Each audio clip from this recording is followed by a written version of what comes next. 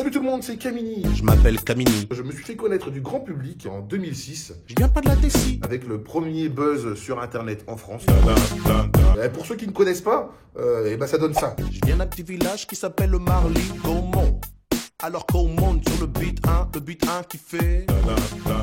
Ça te dit forcément quelque chose. Un rythme entraînant, un clip fait maison, les années 2000, un type qui rappe au milieu des tracteurs et surtout un texte très drôle. Je viens d'un village paumé dans l'Aisne, en Picardie, facilement 95% de vaches, 5% d'habitants et parmi eux une seule famille de noirs, fallait que ce soit la mienne. Kamini, ça a été un des premiers à faire un énorme buzz avec un rap bourré d'humour. Il nous raconte comment ça s'est passé et surtout si à l'époque, rap et humour, c'était bien vu dans le milieu. J'étais infirmier à l'époque, j'étais infirmier de nuit en psychiatrie, tranquille. Je gagnais ma vie, j'étais intérimaire, je disais c'est bon, j'ai un peu de sous de côté, je monte ma structure, je monte ma boîte et tout. Et après je me dis quel est le clip qui me coûte le moins cher à réaliser pour me lancer dans le bazar. Je réfléchis et je me dis Marly, je prends la caméra, je vais dans le village, je filme les gens, ils me connaissent tous. J'avais créé un lien que j'avais envoyé à des maisons de disques. Et ce fameux lien sur lequel on cliquait, le clip apparaissait, les gens se le partageaient. Et à un moment, 500 000 personnes qui se partagent ce lien. L'équipe de Jean-Pierre Pernaut s'empare de cette affaire et il en parle dans le JT. Et là, moi, en quelques heures, ma vie, elle a changé, quoi. Les gens ont commencé à me reconnaître dans la rue, à me parler de cette chanson, Marly-Gaumont, le clip, les vaches, tout ça, quoi. Je viens pas de la cité, mais le beat est bon. Je viens pas de Paname, mais de Marly-Gaumont. Y a pas de bitume là-bas, c'est que des pâtures, mais cela n'empêche que j'ai croisé pas mal d'ordures. J'ai toujours fait du rap alternatif. Sauf qu'à l'époque, on ne définissait pas ça comme ça. On disait rap rural, rap humour. Moi, je suis un chanteur de rap. Voilà, c'est-à-dire qu'il y a un moment, j'ai pris le rap pour m'exprimer en chanson, sa musicalité, son univers, mais je suis pas un rappeur. Mais ouais, j'ai vite été boycotté, étriqué, catalogué, rap marrant, pas rappeur, pas un vrai artiste. J'ai eu ça, j'ai eu deux réactions. Il y a eu des mecs qui ont dit ah, putain mais c'est hyper original, ça fait du bien d'avoir ça dans le rap. C'est bien d'avoir un rap comme ça. Une journée type dans le coin, le facteur, un tracteur et un rien.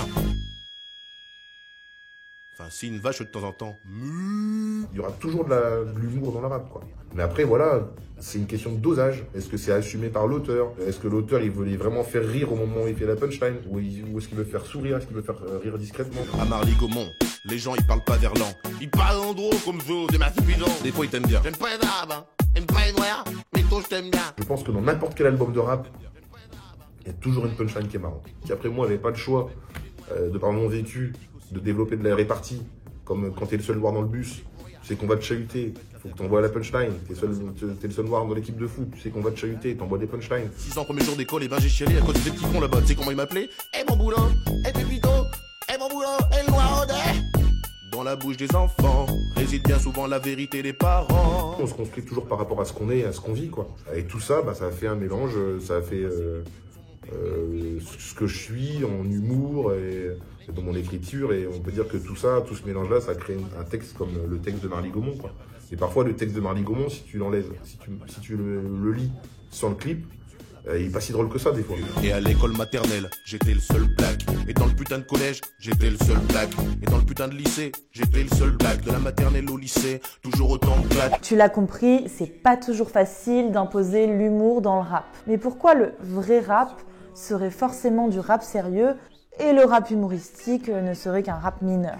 La question se pose aussi en Allemagne où le groupe Björson s'officie depuis 2007. Leur grand truc, c'est l'absurde.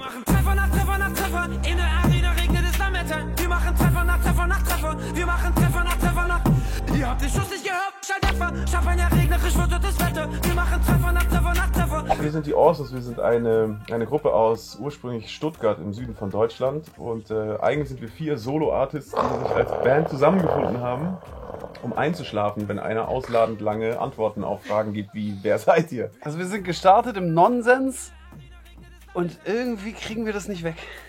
Ja, also wir sind tatsächlich immer aus einer Gegenbewegung gestartet, und zwar als in Deutschland zum Beispiel alles voller Gangster-Rap und sowas war, kamen wir mit so Liebe, alles war pink, alles Einhörner, Märchen, und aus dem sind wir irgendwie immer gestartet und somit waren wir immer aus der Zeit gefallen und Punkt. Nur mal kurz nach draußen was besorgen.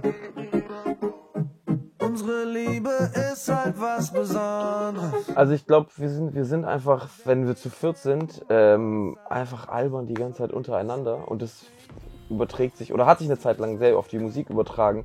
Die ersten MCs waren auf Partys, die einfach quasi die Gäste unterhalten haben, sage ich mal. Ne? Humor war eigentlich von Anfang an irgendwie Teil davon. Das finde ich nicht. Das ist nicht nur albern oder so. Man kann durch Humor ganz viel politische Sachen anprangern oder aufmerksam machen.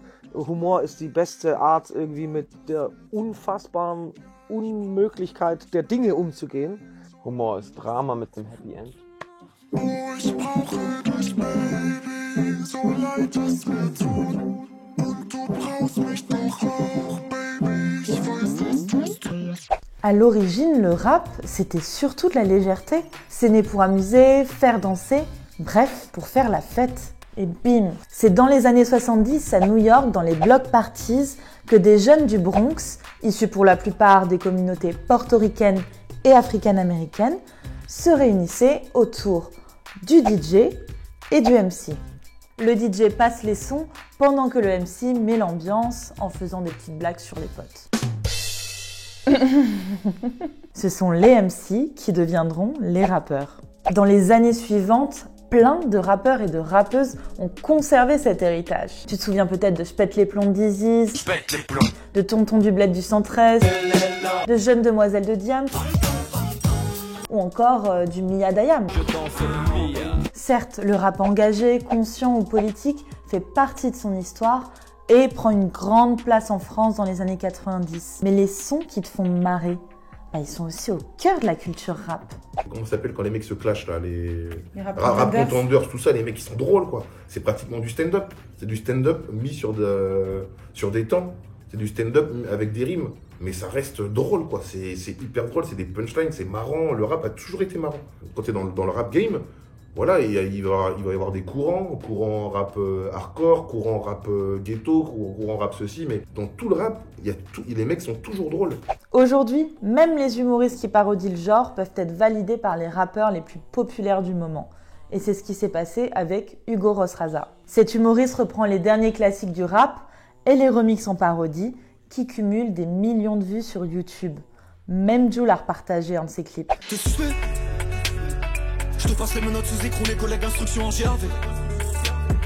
Père qui chez toi, je reprends ta voiture mal garée puis je te mets ton PV. J'ai commencé le rap à l'âge de 8 ans. Le rap c'est un truc qui m'a nourri depuis que je suis tout petit. J'étais rappeur, j'avais un groupe, on parcourait les scènes, on fait pas mal de concerts, on a fait 2 albums je crois. Et en parallèle j'ai découvert le théâtre d'impro et l'humour. Donc j'ai monté aussi un one-man show. Et je faisais les deux l'un à côté de l'autre jusqu'au jour où sur scène j'ai inventé un personnage de grand-mère. Et dans un spectacle, j'ai fait rapper cette grand-mère. Et en sortant de scène, je me suis dit, mais en fait, les deux sont compatibles. C'est-à-dire mes deux passions, je peux les mélanger, l'humour et le rap. Je calcule pas les traites, fuck les BDH. Je veux un travail tranquille, pas d'embrouille avec la DRH. T'as fait dans l'informatique pour qu'il est sur Call of. Tous les jours un fumette, je veux que ce soit mon poste. Puis il y a un été où j'écoutais à fond PNL à l'ammoniaque. Et j'avais envie de faire une vidéo marrante. Et je me suis dit, bah pourquoi pas faire une parodie de ce son-là. Reprendre le son et me mettre en personnage de flic. Parce que l'idée, ça me faisait trop rire qu'un flic, il fasse une action et puis rappe sur du PNL. Quoi.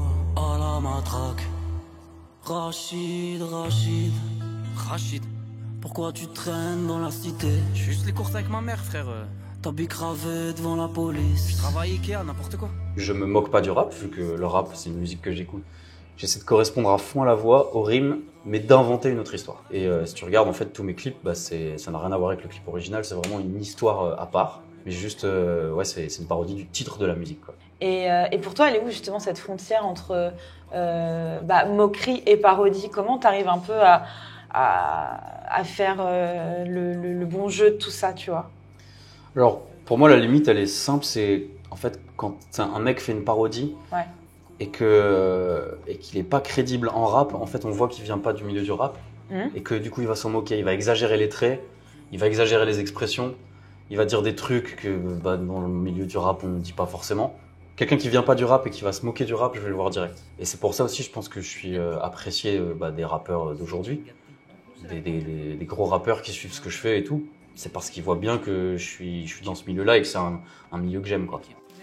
Non, mais rien de neuf, je fais des mèches. Après, dans le rap, il y a vraiment 1000 trucs, hein. Il y a 1000 styles différents, mais c'est vraiment la musique d'aujourd'hui. Ce qui n'était pas le cas à l'époque où dès que tu disais que t'écoutais du rap, t'étais vu d'une certaine façon. C'était vraiment l'image, ça vient des banlieues, c'est des trucs de Kaira, machin, alors que maintenant, c'est carrément un truc de bobo, quoi. Le rap, tout le monde en écoute. Donc il y a vraiment tout un truc qui a changé aujourd'hui. Les gens qui se moquent du rap, je pense qu'ils seront vraiment mal vus, en fait. Je pense que si là tu fais une parodie de rap où tu te moques vraiment de ça, les gens se diront mais qu'est-ce qu'il fait? C'est un rigolo en fait. Stop, on arrête les conneries. Si tu veux pas que je te gronde, tu vas me dire où est ton shit, ou là je t'embarque dans la seconde. Si t'as bien suivi, le rap et l'humour marchent plutôt main dans la main, à condition de connaître et de respecter le genre musical.